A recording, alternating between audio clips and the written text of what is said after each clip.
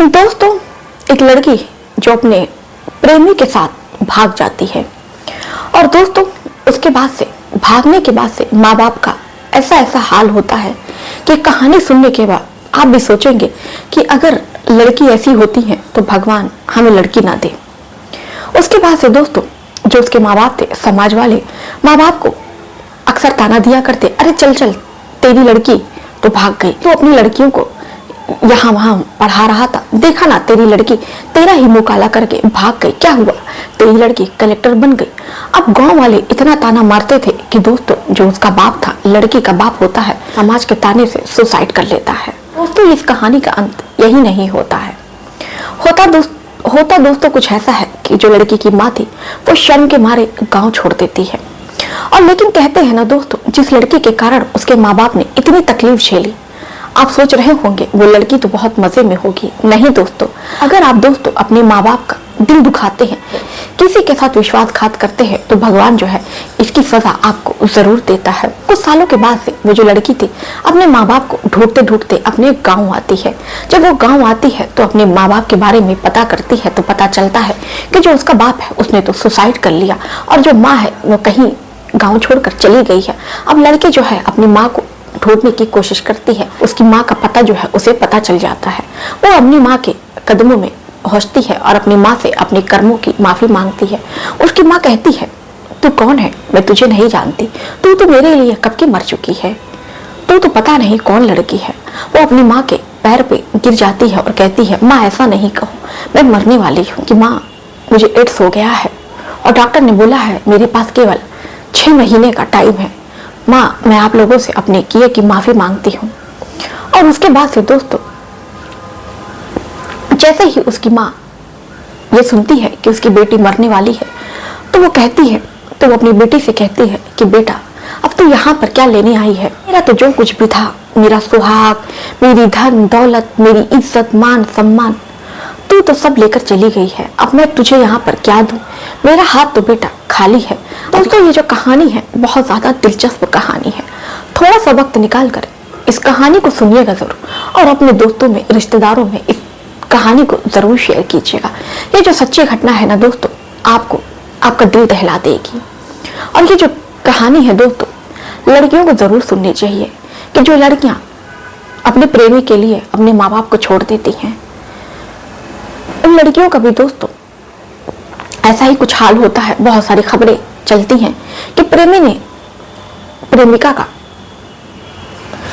प्रेमिका के टुकड़े टुकड़े कर दिए, प्रेमी ने प्रेमिका की हत्या कर दी।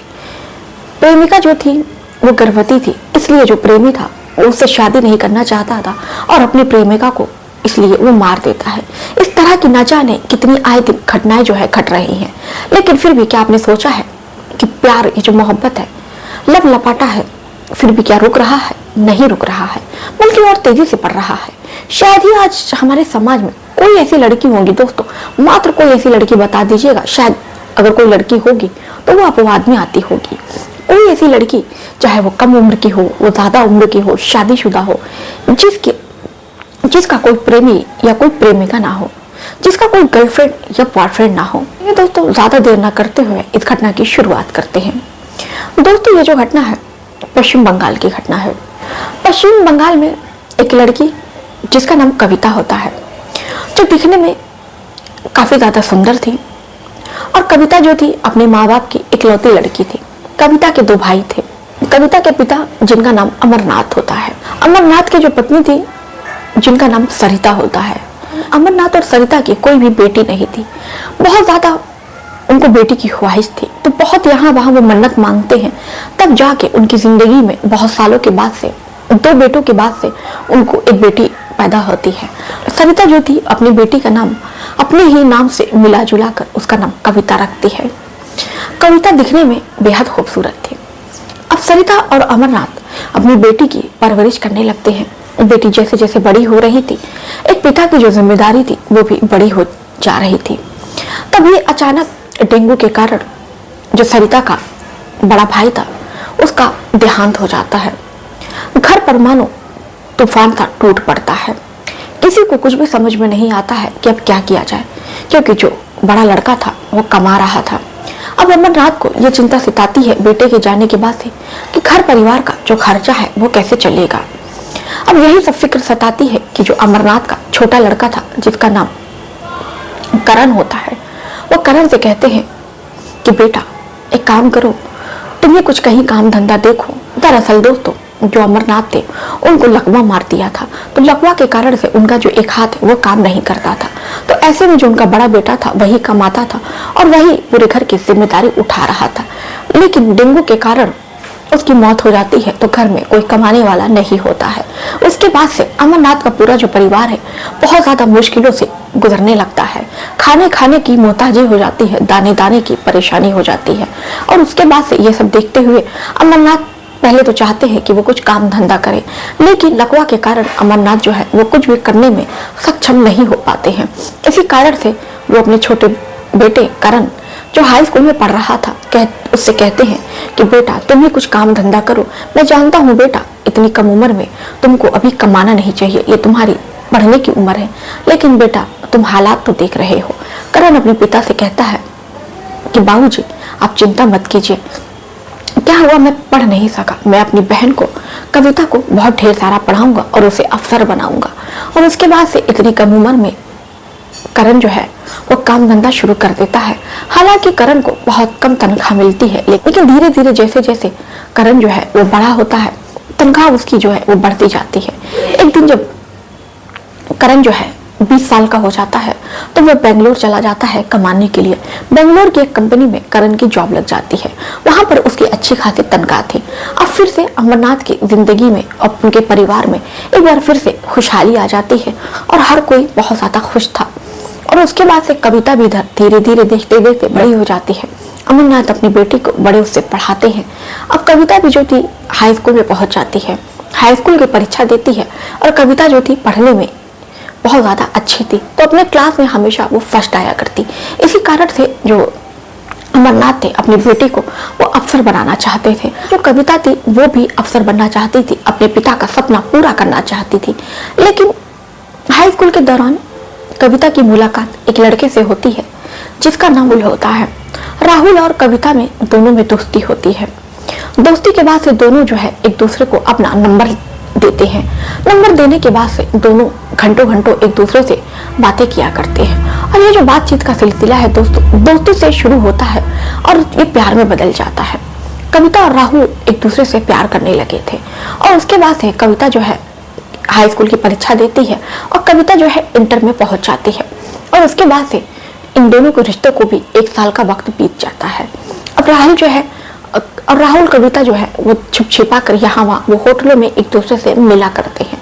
और उसके बाद से देखते देखते जो कविता है वो इंटर पास कर लेती है। इंटर पास करने के बाद से कविता के पिता अमरनाथ होते हैं वो अपनी बेटी का एडमिशन जो है वो इलाहाबाद में करा देते हैं और अपनी बेटी से कहते हैं इलाहाबाद जाकर यूपीएससी की तैयारी करो, पैसे की तुम चिंता मत करना। इलाहाबाद में वो उसको एक हॉस्टल दिलाते हैं, वहीं से कविता यूपीएससी की तैयारी शुरू करती है। लेकिन इधर जो राहुल है, राहुल उसके गांव का था।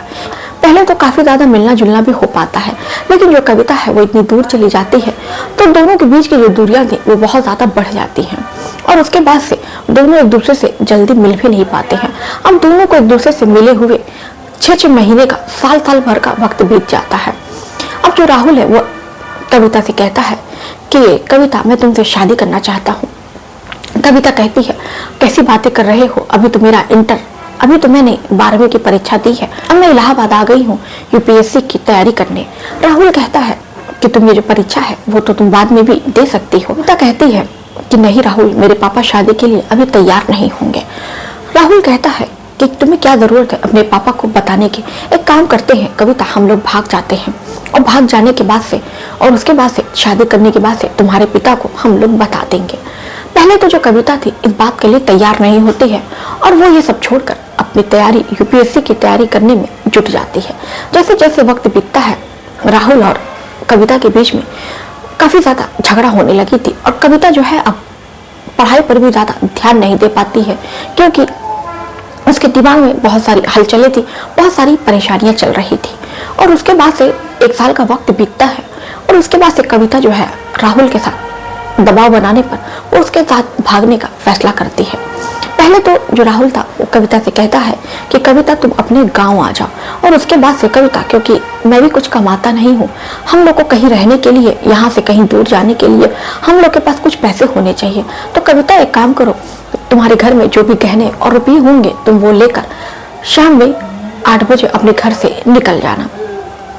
कविता वैसा ही करती है, अपने गांव आ जाती है, और गांव आने के बाद सारे जो गहने हैं जो उसके पापा ने अपनी बेटी की शादी के लिए बनवाए थे, कैसे कैसे जोड़कर वो सारे गहनों को लेती है, और जो भी उसके घर में पैसा रखा हुआ था वो सारे पैसे और गहने लेकर वो निकल जाती है स्टेशन की ओर। वहीं पर जो राहुल था वो अपनी प्रेमिका कविता का इंतजार कर रहा था। दोनों वहीं पर मिलते हैं और ट्रेन पकड़कर वो बंबई शहर आ जाते हैं। और उसके बाद से दोस्तों सुबह जब होती है तो कविता के माँ बाप जो थे कविता को ढूंढते हैं, लेकिन कविता का कहीं भी कुछ भी अता पता नहीं चलता है। और दोस्तों उसके बाद से कविता के एक पड़ोसी ने कविता को रात में जाते हुए देख लिया था।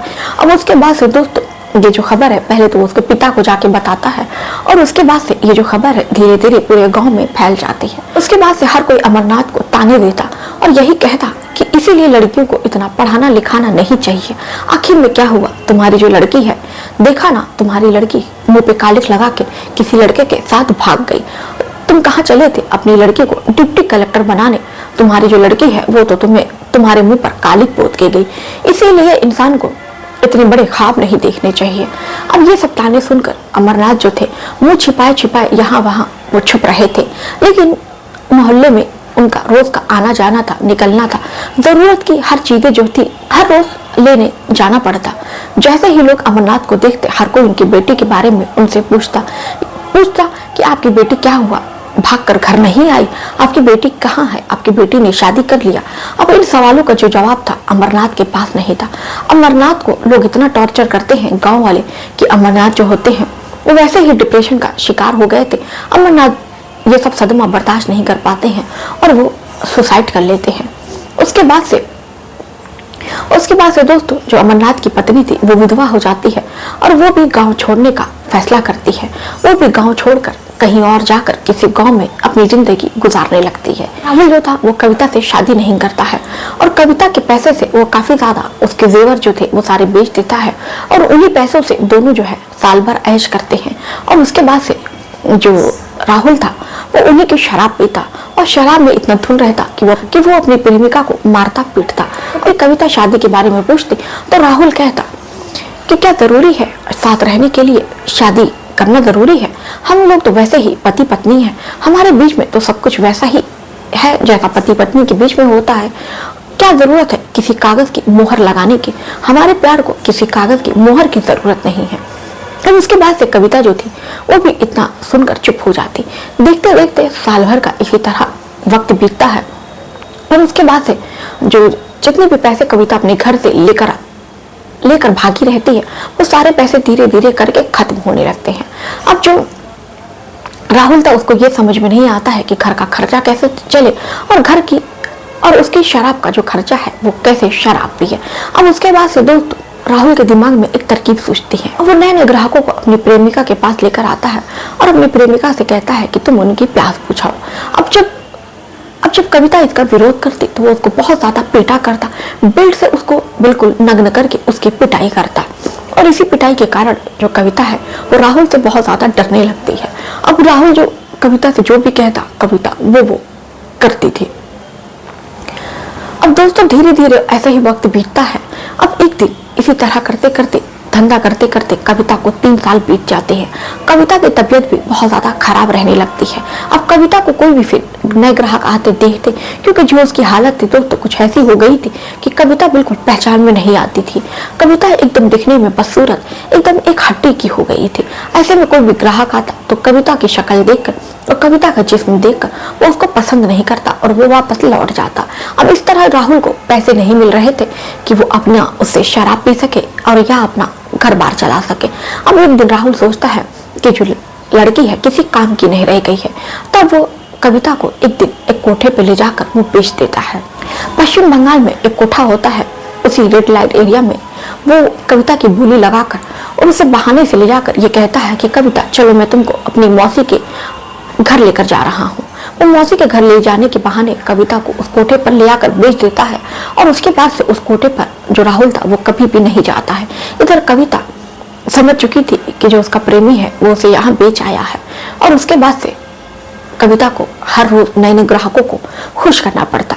लेकिन दोस्तों वहां भी कोठे पर भी यही दिक्कत आती कि वहां पर भी उसे कोई पसंद नहीं करता। तो ऐसे कोठे वाली जो मालकिन थी वो भी कविता से परेशान हो जाती है और वो उसे कहती है कि तुम कुछ पैसे मुझसे ले लो और तुम जाकर कहीं अपनी जिंदगी गुजारो। हालांकि कविता अपनी मालकिन के हाथ पर बहुत जोड़ती है कि मालकिन मैं कहाँ जाऊंगी, मेरा तो अभी इस दुनिया में कोई नहीं है, मैं अपने घर भी नहीं जा सकती हूँ। मालकिन कहती है मैं कुछ नहीं जानती कविता, तुम अपना देख लो, ऐसे में मैं तुमको कहाँ से पालो, कोई तुमको पूछता नहीं है, कोई तुम्हारे साथ रात गुजारने को तैयार नहीं है, मुझे माफ करो, मेरा पिंड छोड़ दो, ये पैसा लो और तुम यहाँ से चली जाओ। और उसके बाद से कविता के पास कोई चारा नहीं था, वो अपने गांव आती है और उसके बाद से जब वो गांव आती है तो ऐसा लग रहा था कि जैसे कोई वो मांगने वाली हो।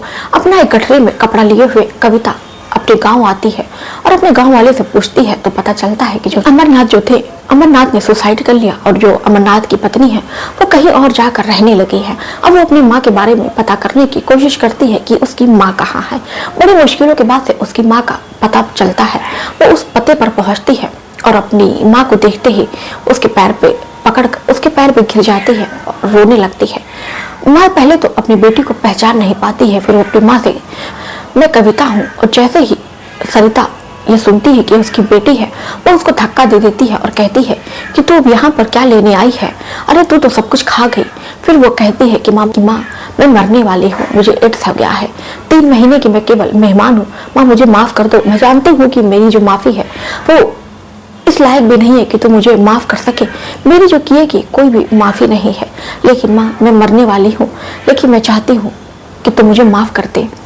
उसके बाद से जो उसकी माँ थी ये सुनती है तो उसकी माँ की भी आंखों में आंसू आ जाता है, लेकिन उसने अपने पति की भी अर्थी अपने बेटे के कारण उठते हुए देखा था।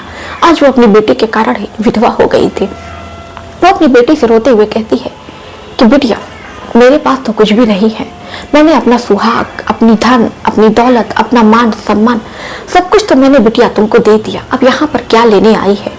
अब तेरी बूढ़ी के माँ के पास केवल मरने के सिवा कुछ भी नहीं है, तू कहे तो तेरी जगह मैं ही मर जाती हूँ।